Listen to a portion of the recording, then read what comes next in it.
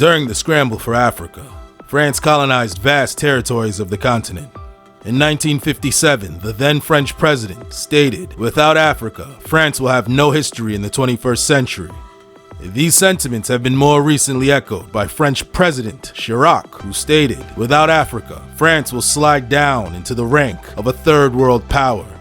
The question is, how and when did Africa become so important to France? I'm your host, Ebube Okoli. Welcome to Up Close and Center. Please like, share, subscribe, and hit the notification bell icon so that you will be the first to be alerted when more content becomes available.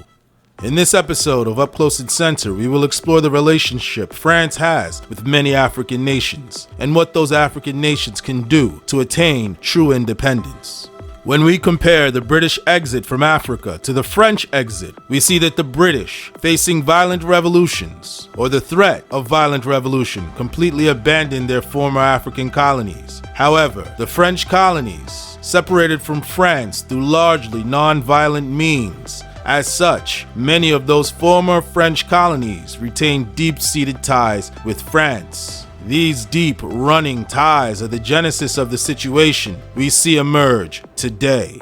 In the 1960s, many African colonies began to gain their political independence from Europe. Although colonial rule was fast losing its viability, France's long-term geopolitical realities required the French to devise a system to maintain the benefits of colonial administration while reducing the likelihood of a violent revolution.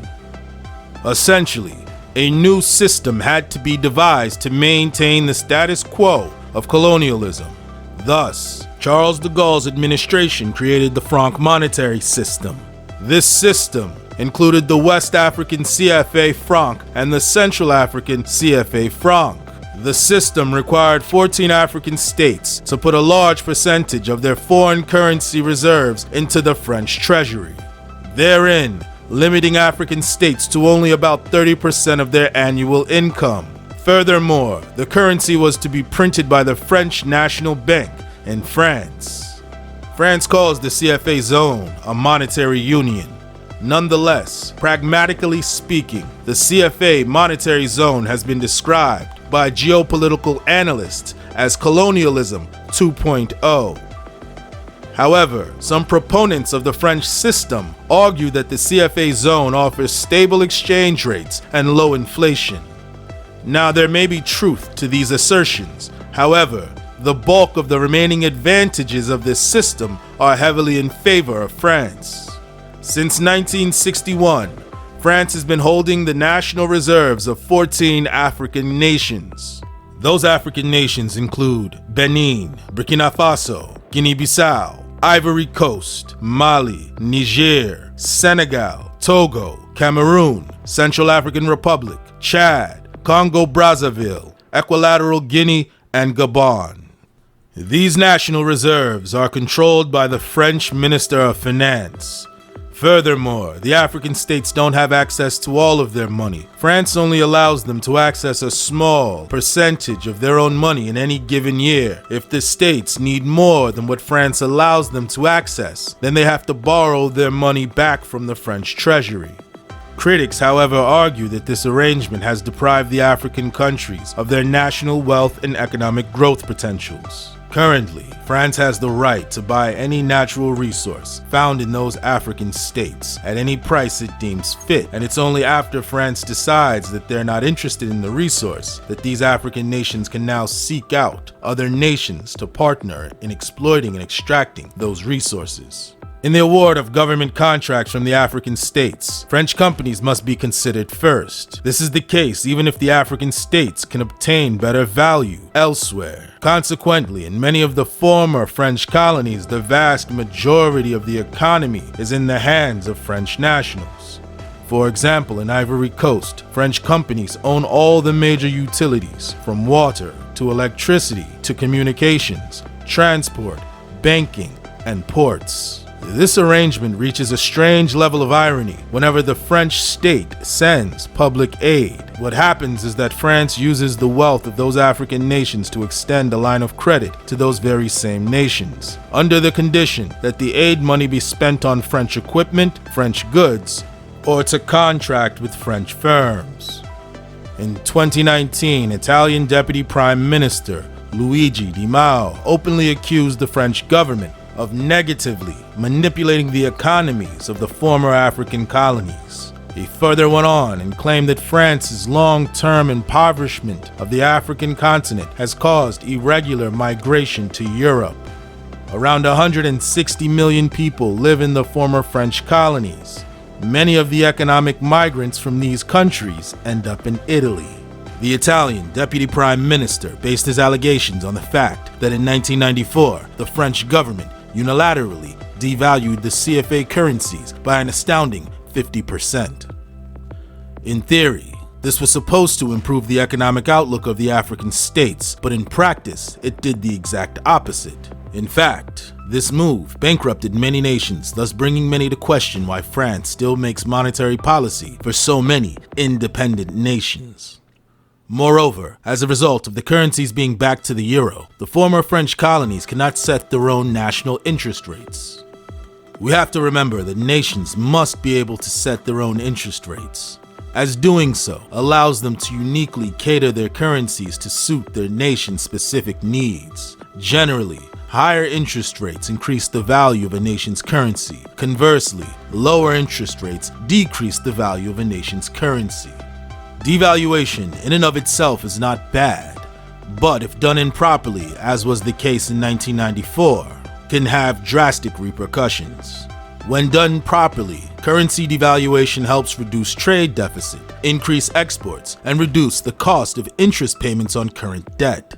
However, not being able to individually devalue their currencies hurts these African nations' growth because the economies of these countries mainly rely on the exportation of unprocessed raw material with little added value. This is important because we have to take note of what makes a country rich and what makes a country poor.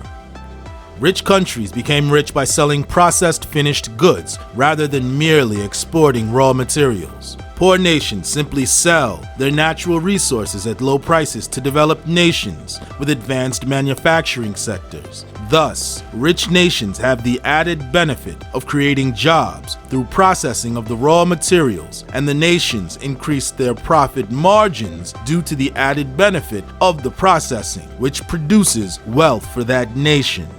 Therefore, a nation can perpetually be kept poor by being put in a situation where they merely sell unprocessed raw materials to developed nations who develop and process those raw materials, creating jobs, services, and a finished product, then selling those value-added products back to the nations of origin at prices that many in these nations can barely afford. The effect of France's devaluation didn't reduce trade deficits, increase exports, or reduce the cost of interest payments. The end result of France's devaluation was that France could now buy raw materials from African nations for pennies on the dollar. Furthermore, the inability of these African nations to devalue their currencies has all but halted GDP growth. Since the early 90s, economic growth in these African nations has been around an abysmal 1.4%.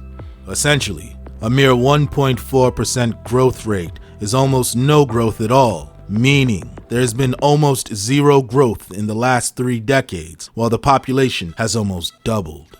So what can these African nations do in order to obtain true independence? With the launch of the new Eco single currency for West Africa, many in the region saw this as an opportunity to move Africa towards financial independence. Although many non-French-speaking countries were initially optimistic about this currency, many of these nations eventually began to see it as merely exchanging the note instrument within the same problematic system. Even with the criticism, there are some benefits to the Eco single currency. Some of those benefits include countries utilizing the currency will no longer have to deposit 50% of their foreign reserves with the French treasury, and French nationals will no longer be present on the board of the currency. Even with these improvements, the currency is still problematic. Part of those problems include the fact that France is keeping the new currency attached to the euro, therefore aligning it with colonial interests, as it has always done with the CFA. France will also still be printing the currency. Moreover, France will establish the conditions for the remaining 7 West African nations to join. therein reducing the likelihood for these nations to join into such a system. Although there are some positives to this currency, many analysts note that the positives are far outweighed by the negatives. For these African nations to have true financial independence, they need control over their own interest rates, control over their currency valuation, the ability to print the currency in Africa, the ability to keep 100% of their foreign reserves, and enact, similar to the 1970s Nigeria Indigenization Decree, the law restricted economic activities of foreign firms to certain areas and mandated these firms to add Nigerian citizens as partners in ownership. Such a mandate will increase opportunities for African businessmen while maximizing local retention of profits. Lastly, the African continent needs to move away from merely exporting raw materials and focus on ways to add value to these products to create finished goods, therein raising the price of the export and permanently moving these nations out of the poverty trap of merely exporting low-cost raw materials to more developed nations. If these steps are followed, a very different Africa will emerge from the ashes. This concludes our broadcast of Up Close and Center. Thank you for your time and your commitment to the continent.